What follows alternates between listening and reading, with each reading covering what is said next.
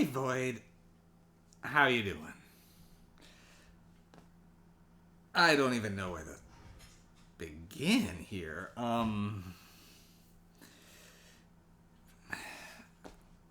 don't know what I just watched. I have no idea what just happened. Okay, let's just start. Tetsuo the Iron Man.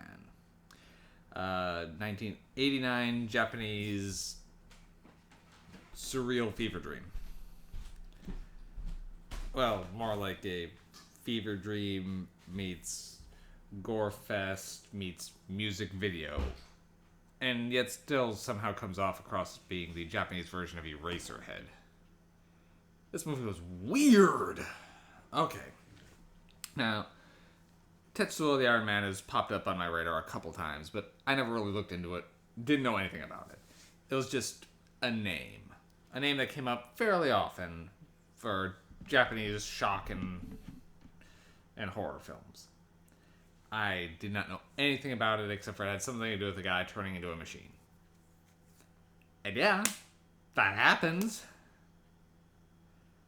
I don't know if I could properly tell you what else happened, but something definitely happened. Okay, I'll do my best here, but shit's weird. So the film's shot in black and white, and there's a lot of stop motion effects and a lot of practical costume bits. I will say the gore and costuming is very well done here.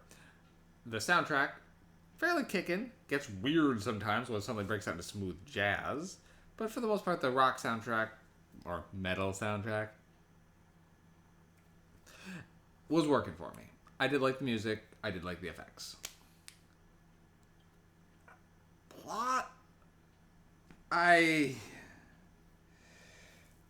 So, starts off with a guy, I guess, according to the credits, he's just referred to as the metal fetishist. He's kind of obsessed with metal and is jamming a metal rod into his leg. It gets infected, he runs out, and seems to get hit by a car. And then then suddenly we're an undetermined amount of time later where we're following this Japanese businessman-looking guy who's finds some weird little circuit thing coming out of his face, and after tearing that off with a lot of blood, he proceeds about his day while feeling a little... You can tell he's not feeling well. So he sits down, he leaves his girlfriend, he sits down next to this woman after getting off the train, and she notices some strange mechanical organic thing near her. She pokes it and suddenly becomes possessed by whatever it was and begins chasing him around. And yet he's also, while he wards her off, somehow ends up touching the thing, getting his arm mechanical at a weird point. And from there it just kind of gets weird with him slowly becoming more and more machine, while the fetishist, who I guess was behind that, is after him. And the girlfriend is also going kind of crazy. And he's fantasizing about her with a tentacle hose over her crotch, fucking him. And he gets more mechanical, he shoves her away.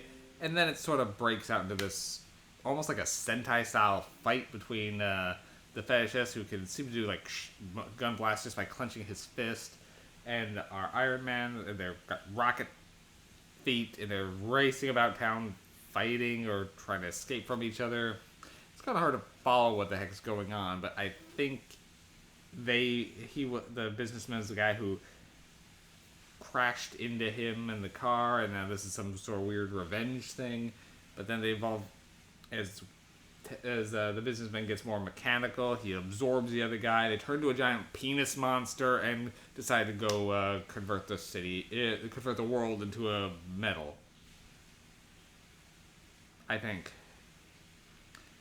I know they had some weird fusion thing and ended up turning into a penis robot. That happened. I think the problem here, problem you still lose sense, because I will say I was not bored with this movie. It was fascinating to stare at. Is how little dialogue there is in. There's not a lot of talking. You don't learn any character's name. You only can guess at the relationships. And, like, the fetishist guy who keeps chasing after him just keeps going, "Let's go!" And things like that. So it's not even clear why he's after them. You have to kind of infer it. Which can be, if it's done well, I normally like that sort of thing. This one's done just a little bit too surreal. So a little bit of dialogue, so we just know who's who and why, and what's a little bit of what's going on, would have helped. But as it stands, what the hell? I will say it's a quick set. It's just a little bit over an hour, so it's not a very long movie. And I can see why this has a cult following, because it is a surreal acid trip of metal that is... It's very twisted, and I could see it having a lot of people who would get really into this movie. It really wasn't... It didn't pull me in enough, though. I didn't really know much about it, but I don't know what I was hoping for, but I don't know if this was quite it. I was interested, but for me the execution fell a little bit flat. It went a little too... It's weird that a movie about gore and body horror, machine transformation is too artsy, but it's not quite the right term, but it had almost a degree of pretentiousness that I don't know if it was working in its favor. At the same time, it still had like some traditional like Japanese Sentai tropes. It seemed like almost like a Power Rangers fight by the end of it. This movie's really weird. If anything that I'm saying sounds interesting, check it out. It's something that has to be seen. I will say that. This one does need to be seen to be even have a chance at understanding it. And I saw it and I don't understand it. I didn't dislike it. But I don't think I'm going to watch this one again. I know some of the sequels are on Shudder. They have moved down in priority for me. I'll probably check them out eventually, but we'll see when my Shudder truck gets me there. Otherwise, on the MacGuffin scale, I'll give this one a 4 MacGuffins, because the effects were good, the music was good, the world setup that they were trying to do was interesting. I just wanted to understand a little bit more. And I will say the over-the-top acting of the fetishist was catching my attention.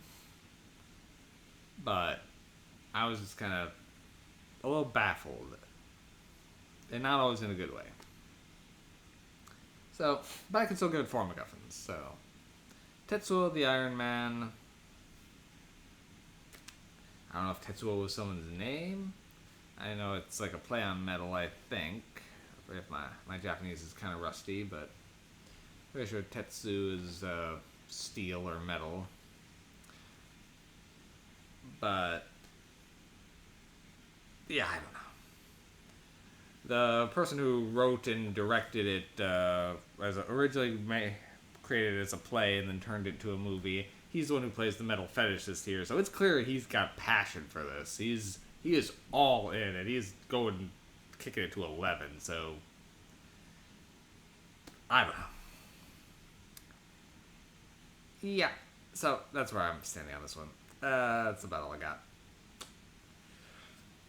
See you soon, Void.